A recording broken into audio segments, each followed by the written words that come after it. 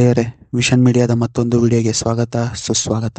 ಜಗತ್ತಿನ ಆಧಿಪತ್ಯಕ್ಕಾಗಿ ದೇಶಗಳ ಮಧ್ಯೆ ಯುದ್ಧ ನಡೆಯಬೇಕು ಅಂದ್ರೆ ವಾಯುಸೇನೆ, ಭೂಸೇನೆ ಎಷ್ಟು ಮುಖ್ಯನೋ ನೌಕಾಸೇನೆಯೂ ಅಷ್ಟೇ ಮುಖ್ಯ. ಅದರಲ್ಲೂ ವಿಶಾಲವಾದ ಸಮುದ್ರ ಗಡಿ ಹಾಗೂ ಚೀನಾ ಮತ್ತು ಪಾಕಿಸ್ತಾನದಂತ ದೇಶ ನಮ್ಮ ಪಕ್ಕದಲ್ಲಿರುವಾಗ ಹೆಚ್ಚು ಜಾಗರೂಕರಾಗಿರಬೇಕು.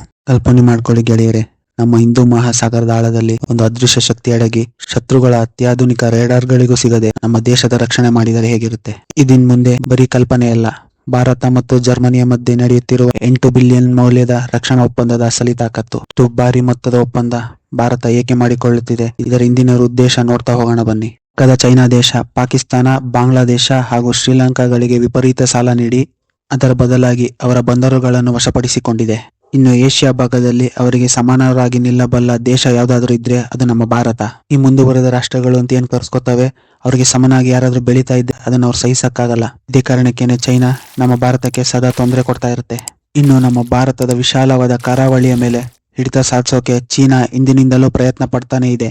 ಅದಕ್ಕಾಗಿ ಚೀನಾ ಮಹಾಸಾಗರದಲ್ಲಿ ತನ್ನ ನೌಕಾಪಡೆ ಬಲವನ್ನು ಅತಿ ಹೆಚ್ಚು ಮಾಡ್ಕೊಳ್ತಾ ಇದೆ. ಚೀನಾದ ನೌಕಾಪಡೆಯಲ್ಲಿ 60ಕ್ಕೂ ಹೆಚ್ಚು ಸಬ್ಮರೀನ್ಗಳಿವೆ. ಭಾರತದ ಬಳಿ 16 diesel electric submarines, 2 nuclear ballistic submarines, ಇದರಿಂದ ರಿಲೀಸಲ್ ಪಡೆದಿರುವ ನ್ಯೂಕ್ಲಿಯರ್ ಅಟ್ಯಾಕ್ ಸಬ್ಮರೀನ್, ಒಟ್ಟು 19 ಸಬ್ಮರೀನ್ಗಳಿವೆ. ಇವೆಲ್ಲ ಓಲ್ಡ್ ಟೆಕ್ನಾಲಜಿ ಇರೋ ಸಬ್ಮರೀನ್ಸ್. ನಾವು ಚೈನಾನ ಕೌಂಟರ್ ಮಾಡಬೇಕು ಅಂದ್ರೆ ಭಾರತ ಹೈಟೆಕ್ ಸಬ್ಮರೀನ್ಸ್ ಹೊಂದಿರಬೇಕು. ನಮ್ಮ ಬಳಿ ಇರುವ ಸಬ್ಮರೀನ್ಗಳು ಪ್ರಾಬ್ಲಮ್ ಏನು ಅಂದ್ರೆ ಅವುಗಳು ಬ್ಯಾಟರಿ ಚಾರ್ಜ್ ಮಾಡಕ್ಕೋಸ್ಕರ 2 ದಿನಕ್ಕೊಮ್ಮೆ ಸಮುದ್ರದ ಮೇಲೆ ಬರಬೇಕಾಗುತ್ತದೆ. ಸಮಯದಲ್ಲಿ ವೈರಿಗಳ ರೇಡಾರ್ಗಳಿಗೆ ಸಿಗ್ನಲ್ ಹೋಗುವ ಸಾಧ್ಯತೆ ಹೆಚ್ಚು. ಸಮಸ್ಯೆಯಿಂದ ತಪ್ಪಿಸಿಕೊಳ್ಳೋದಕ್ಕೆ ಜರ್ಮನಿಯ ಟೈಪ್ 214 ಸಬ್ಮರೀನ್ಸ್ ಅತ್ಯಂತ ಪ್ರಮುಖ. ಈ ಸಬ್ಮರೀನ್ ನಲ್ಲಿ ಇರುವ AIP ಅಂದ್ರೆ ಏರ್ ಇಂಡಿಪೆಂಡೆಂಟ್ ಪ್ರೊಪಲ್ಷನ್ ಟೆಕ್ನಾಲಜಿ ಇರೋದ್ರಿಂದ ಸಮುದ್ರದ ಆಳದಲ್ಲಿ ಫ್ಯೂಲ್ ಸೆಲ್ಸ್ ಬಳಸಿ ಅಲ್ಲೇ ಆಕ್ಸಿಜನ್ ಸಹಾಯದಿಂದ ಎಲೆಕ್ಟ್ರಿಕ್ ಮೋಟಾರ್ಸ್ ಅಥವಾ ಬ್ಯಾಟರಿ ರೀಚಾರ್ಜ್ ಮಾಡುತ್ತವೆ. ಸಬ್ಮರೀನ್ಗಳು ಸತತ 3 ವಾರಗಳ ಕಾಲ ನೀರಿನಲ್ಲೇ ಅಡಗಿ ಶತ್ರುಗಳ ರೇಡಾರ್ಗಳಿಗೆ ಸಿಗದೆ ಅವರ ಮೇಲೆ ಕಣ್ಣು ಇಡಬಹುದು. ಒಪ್ಪಂದದಿಂದ ರಷ್ಯಾ ಹಾಗೂ ಫ್ರಾನ್ಸ್ ಮೇಲೆ ಇರುವ ಅತಿಯಾದ ಮಿಲಿಟರಿ ಡಿಪೆಂಡೆನ್ಸಿ ಕೂಡ ತಕ್ಕ ಮಟ್ಟಿಗೆ ಕಡಿಮೆಯಾಗುತ್ತದೆ. ಇದರ ಮತ್ತೊಂದು ವಿಶೇಷವೆಂದರೆ ಈ ಸಬ್ಮರೀನ್ಗಳು ಮೇಕ್ ಇನ್ ಇಂಡಿಯಾ ಅಡಿಯಲ್ಲಿ ಜರ್ಮನಿಯ TKMS ಹಾಗೂ ಭಾರತದ ಮೆಜಗಾನ್ ಡಾಕ್ ಶಿಪ್ ಬಿಲ್ಡರ್ಸ್ ಜಂಟಿಯಾಗಿ ಸೇರಿ ನಮ್ಮ ಭಾರತದಲ್ಲೇ ಸಬ್ಮರೀನ್ ತಯಾರಿಸುತ್ತಾರೆ.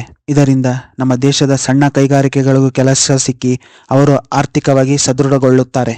ಈ ಡೀಲ್ನ ಪ್ರಮುಖ ಅಂಶ ಅಂದ್ರೆ ಜರ್ಮನಿಯು ಟೆಕ್ನಾಲಜಿ ಟ್ರಾನ್ಸ್ಫರ್ಗೂ ಅನುಮತಿ ನೀಡಿದೆ. ನಮ್ಮ ಭಾರತ ಡಿಫೆನ್ಸ್ ಆಮದು ದೇಶದಿಂದ ರಫ್ತುದಾರ ದೇಶವಾಗಿ ಬದಲಾಗುವತ್ತ ಒಂದೊಂದೇ ಹೆಜ್ಜೆ ಇಡುತ್ತಿದೆ. ಮುಂದೊಂದು ದಿನ ನಮ್ಮ ಭಾರತ ದೇಶ ಇಡೀ ಜಗತ್ತಿಗೆ ಡಿಫೆನ್ಸ್ ಎಕ್ವಿಪ್ಮೆಂಟ್ ರಫ್ತು ಮಾಡೋದಾಗ್ಲಿ ಅಂತ ಹೇಳ್ತಾ, ಇದರ ಬಗ್ಗೆ ನಿಮ್ಮ ಅಭಿಪ್ರಾಯ ಕಮೆಂಟ್ ಮಾಡಿ ತಿಳಿಸಿ.